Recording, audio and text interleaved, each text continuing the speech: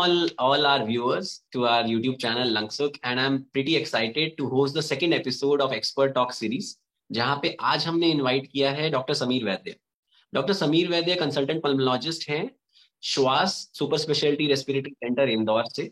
और मैं डॉक्टर समीर के साथ काम कर चुका हूँ। He is a gem of a human being, और आज बहुत ही अच्छा डिस्कशन होने वाला है। जो आज टॉपिक हम एक्सपर्ट टॉक सीरीज में डिस्कस करने वाले हैं वो है ब्रोंकिएक्टेसिस। हमें हजारों कमेंट्स में हमारी बहुत सारी वीडियोस पे ये हमारे यूजर्स हमारे व्यूअर्स के द्वारा मिला था कि सर ब्रोंकिएक्टेसिस पे कुछ कंटेंट शेयर करिए, तो इसीलिए आज हमने स्पेशली डॉक्टर समीर को इनवाइट किया है। ईएसआई में हम दिल्ली में काम करते थे, and I must tell you all that he is the first DM student from ESI Basaidarapur in Delhi. Also worked with him. I know the caliber, the skill level this man possesses. So here he is presenting you all, consultant pulmonologist from Shwas Respiratory Center, Indore, Dr. Sameer Vaidya. Welcome, Dr. Sameer. Thank you, Dr. Ankush, and special thanks for those sweet words which you said to me. In fact, you have been a very good senior to me, and in many things you were a teacher. So that was my luck that I got the opportunity to work with you. And second more important thing to congratulate is the thing which you are doing these series as in these YouTube lectures which you are conducting. They are very nice, they are very educative, and it will really help the society to know about the various lung diseases and how to tackle them. Thank you so much for your kind words. It's like we grow together.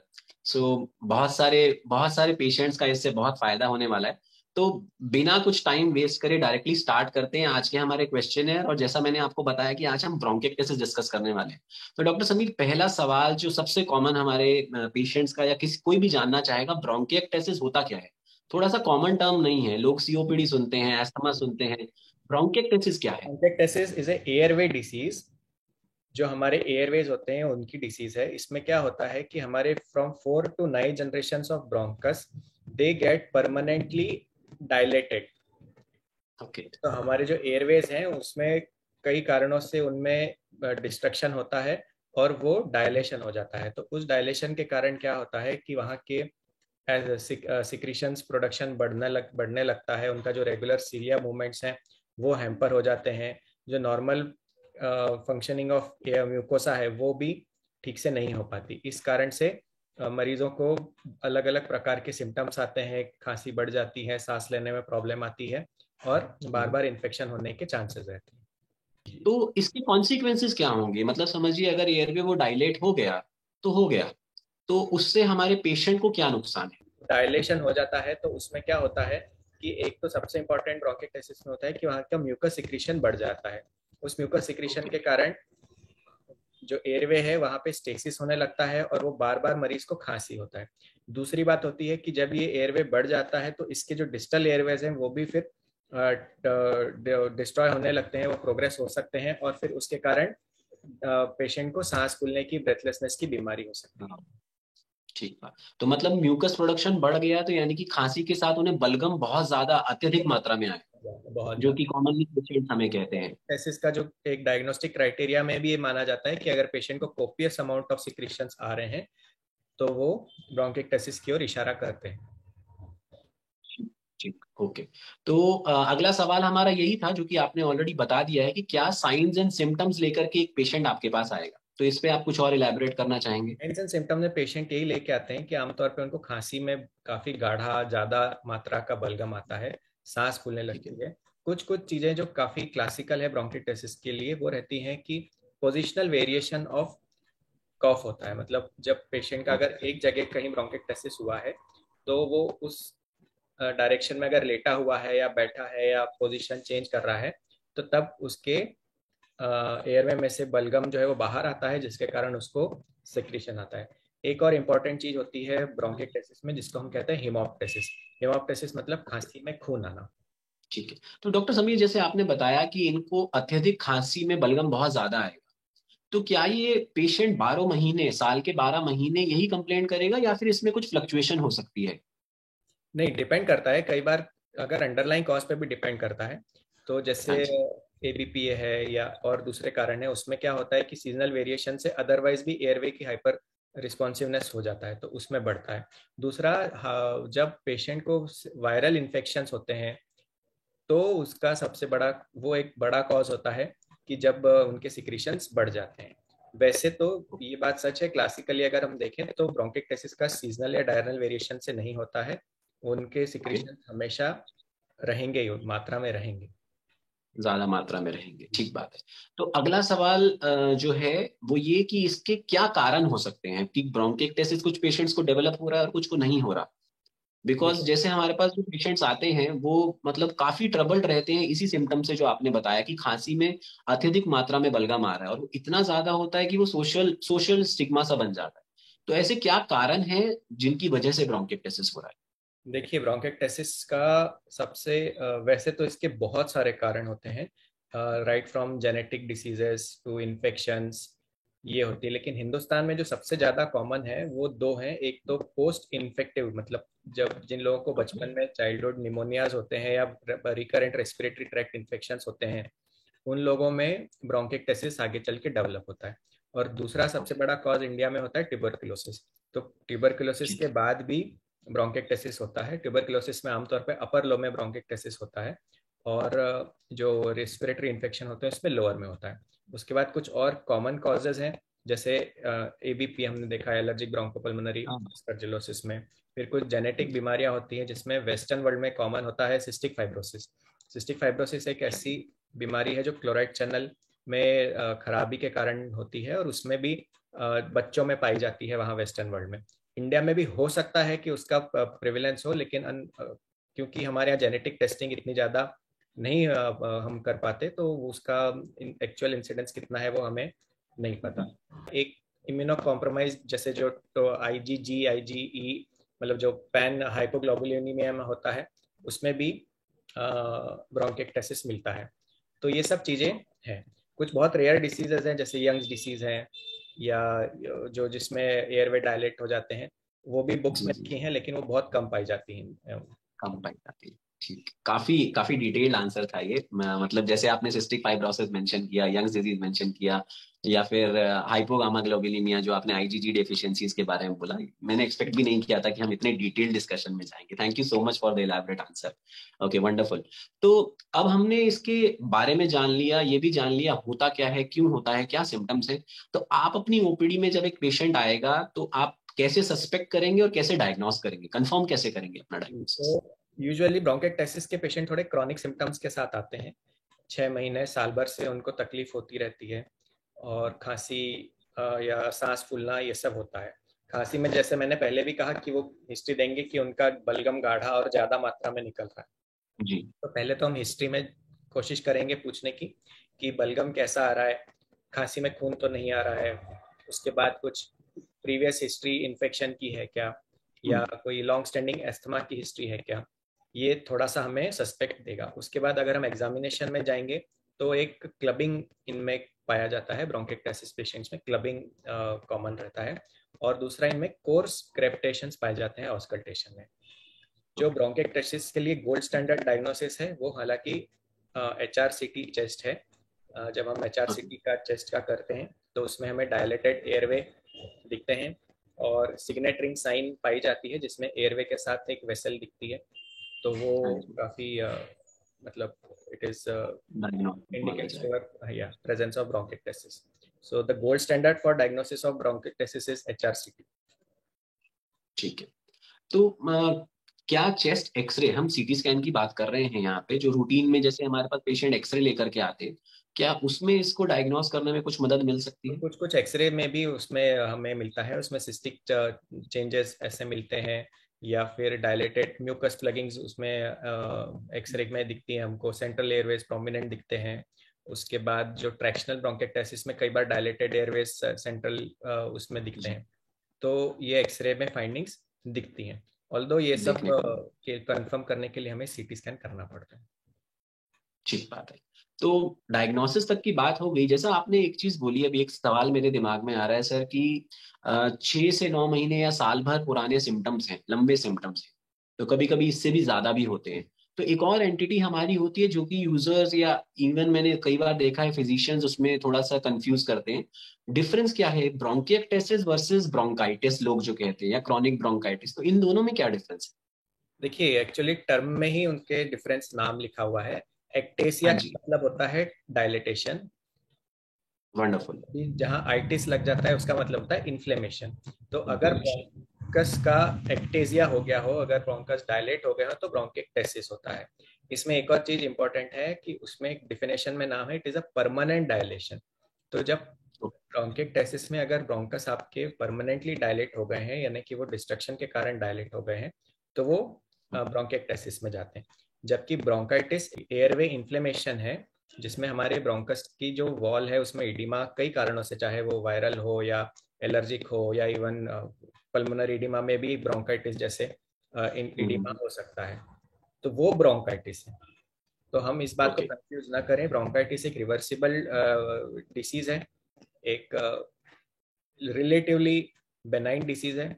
जबकि ब्रोंकिक्टेसिस जो है वो it's a permanent dilation and it's a very serious disease. ठीक है। ठीक। Symptoms में कैसे differentiate करेंगे अगर डॉक्टर समीर हम चाहें ब्रोंकाइटिस ब्रोंकिएक्टेसिस जो है वो versus acute bronchitis? Onset, bronchitis usually acute onset रहेगा। कोई ट्रिगर रहेगा, उसके साथ एसोसिएटेड चीजें रह सकती हैं, जैसे फीवर आना और वीजिंग होना।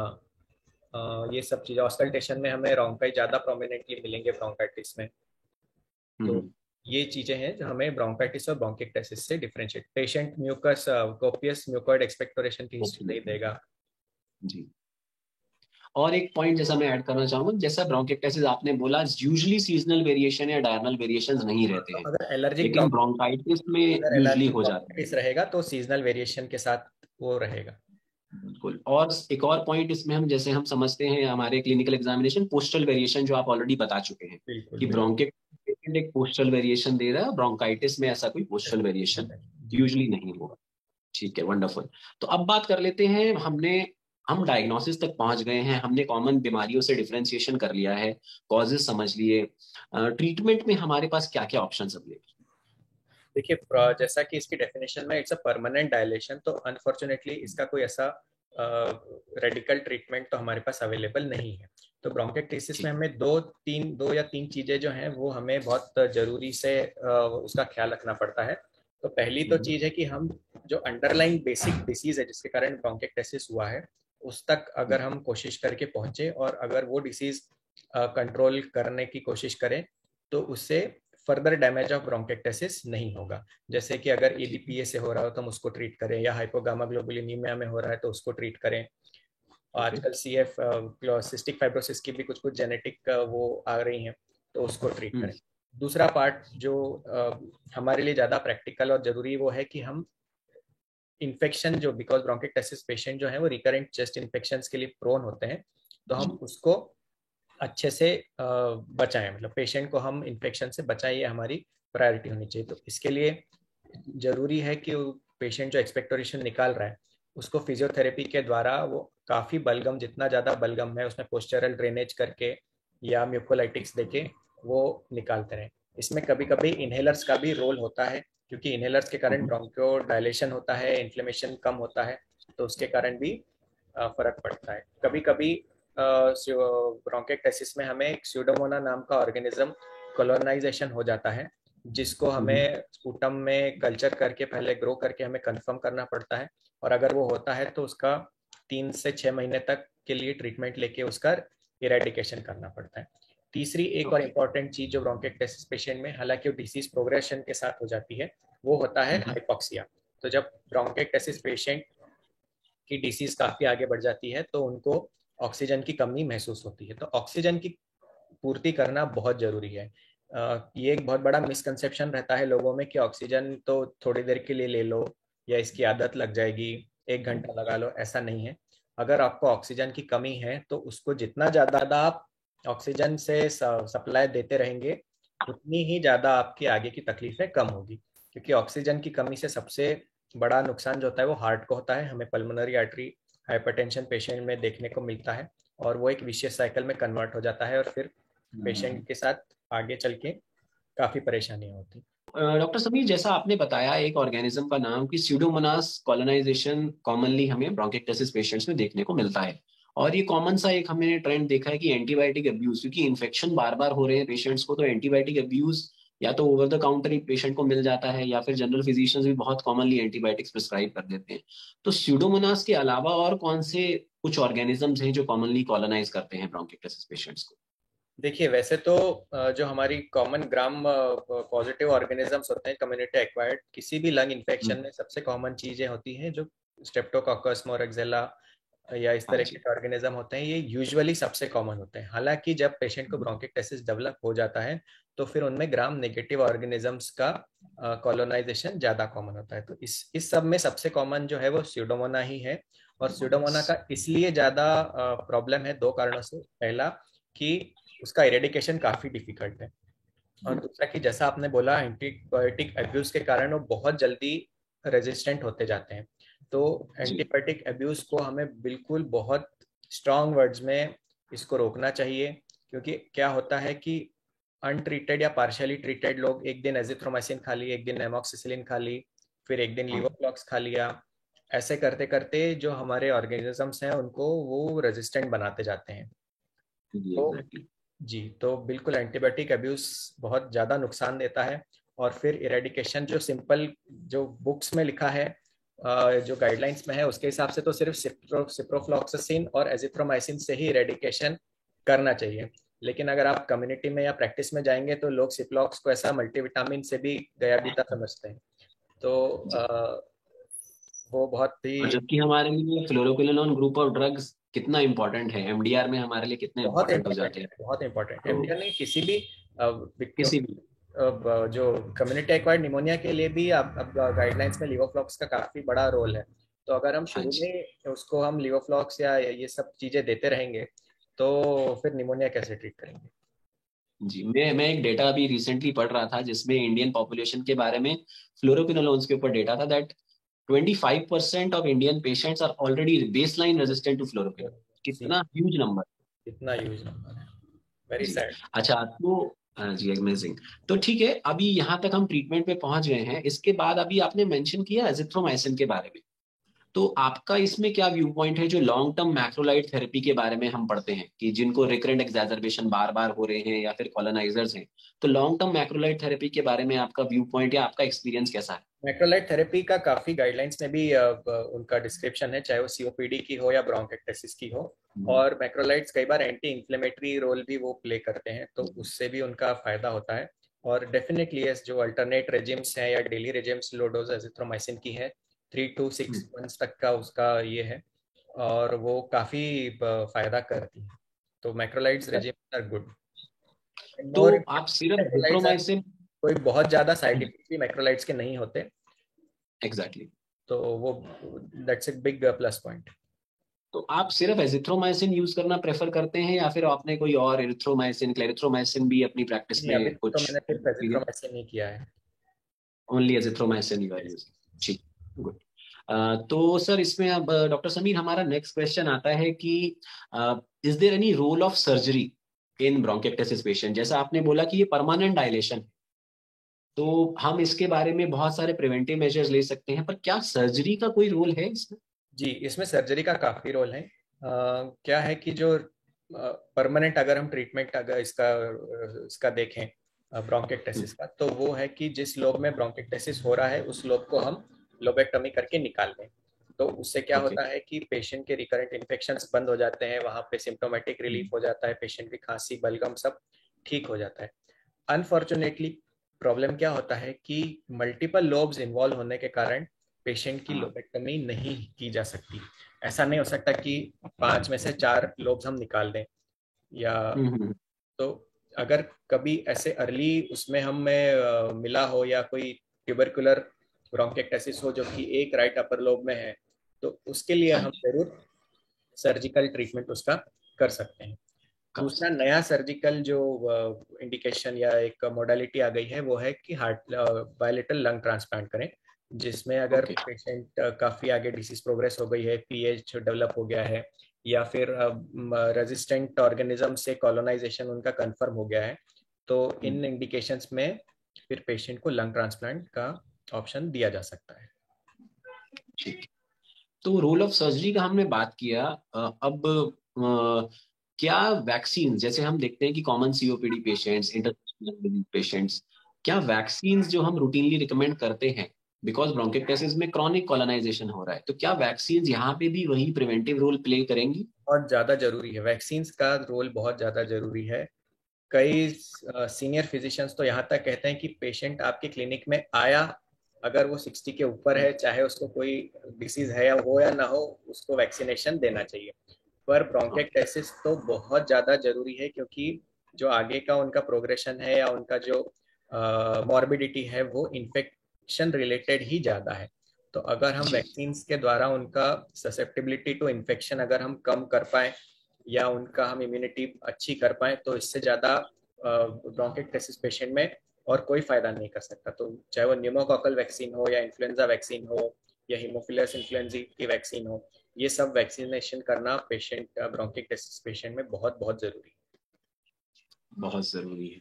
ठीक है, बहुत अच्छी बात है। तो मेजोरिटी सवाल हमने ले लिए हैं, एक दो सवाल जो मुझे याद आ रहे हैं वो मैं पूछ लेता हूँ। क्या कोई न्यूअर मोडालिटीज अवेलेबल हैं ट्रीटमेंट के लिए? जैसे हमने लॉन्ग टर्म मैक्रोलाइड की ऑलरेडी बात कर ली, आपने लंग ट्रांसप्लांट के बारे में ऑलरेडी बता दिया, क्या कुछ और न्यूअर मोडालिटीज अवेलेबल ऐसे कोई अभी इसमें बहुत रेडिकल न्यूअर मोडालिटीज तो नहीं आई हैं, हालांकि कहीं कहीं जीन ट्रीटमेंट जिसको बोलते हैं जीन थेरेपी, वो जरूर आई है, है? जैसे सिस्टिक फाइब्रोसिस में, जहाँ पे जेनेटिक हाँ हाँ। कॉजेस पाए जाते हैं। एक बात अच्छी है, न्यूअर मोडालिटीज तो नहीं, but because of with developing world की, बिकॉज टीबी जो है वो अच्छे से ट्रीट हो जा रहा है या उसका सही हाँ डिटेक्शन हो रहा है, तो जो पोस्ट ट्यूबरकुलर ब्रोंकाइटिस था वो उसके भी अब इंसिडेंट्स कम होते जा रहे हैं। न्यूअर मोडालिटीज से ज़्यादा जरूरी है कि हम बेसिक जो ब्रोंकाइटिस का रूट कॉज है वो पता करें। कई बार क्या होता है कि लोग ब्रोंकाइटिस है ये बोल के छोड़ देते हैं, लेकिन अगर कहीं कहीं वो ऐसी बीमारियों के कारण है जो ट्रीटेबल है, तो वो हाँ हम जी।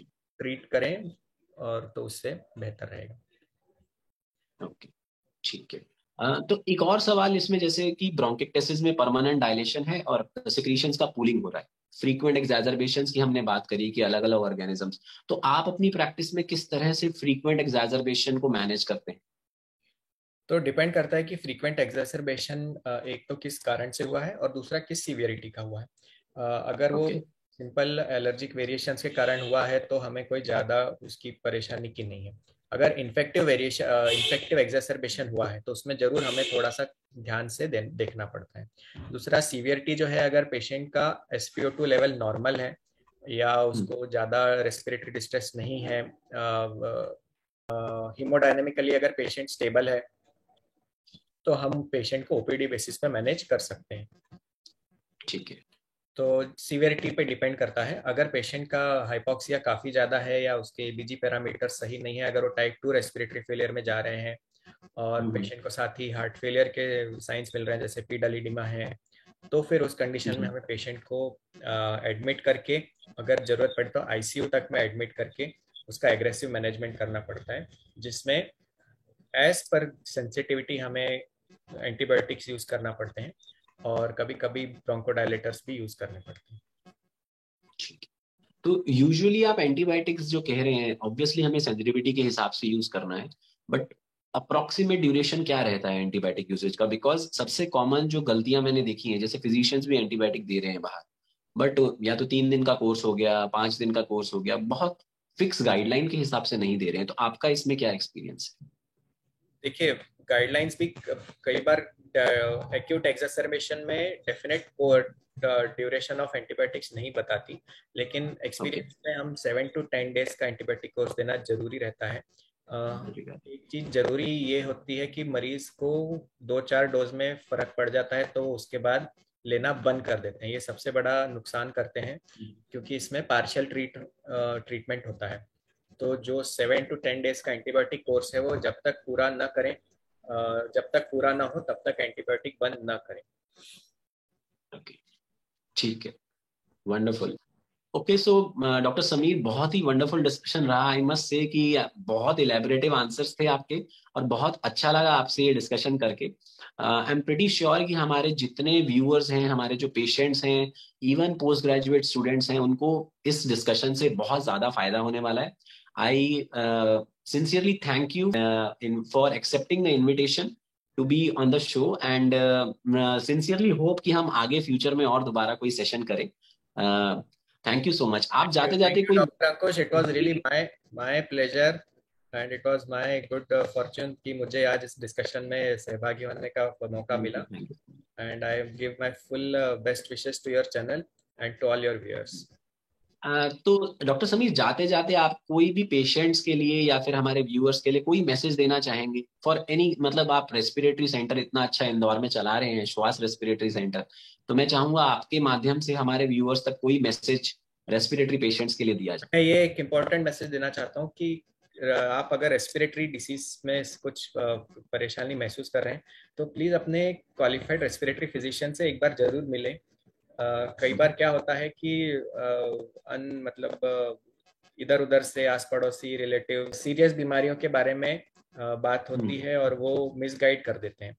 तो यही मेरा सबसे इम्पोर्टेंट मैसेज है कि अपने नॉलेजेबल पर्सन जो अपने रेस्पिरेटरी फिजिशियन है उनसे जरूर मशवरा लें और उनकी सुने. Thank you so much doctor Sameer. It was really a wonderful time interacting with you, और बहुत अच्छा लगा, बहुत ही हेल्दी डिस्कशन रहा. Thank you so much for being on the show. और मैं हमारे व्यूअर्स के लिए, हमारे पेशेंट्स के लिए आपके सेंटर की कॉन्टैक्ट डिटेल्स भी डालना चाहूंगा, अगर आप परमिट करते हैं तो हमारे वीडियो में, बिल्कुल ताकि बिल्कुल. अगर कोई चाहता है आपको कॉन्टैक्ट करना तो वो कर सके. जरूर जरूर जरूर. जी, thank you so much. Thank you.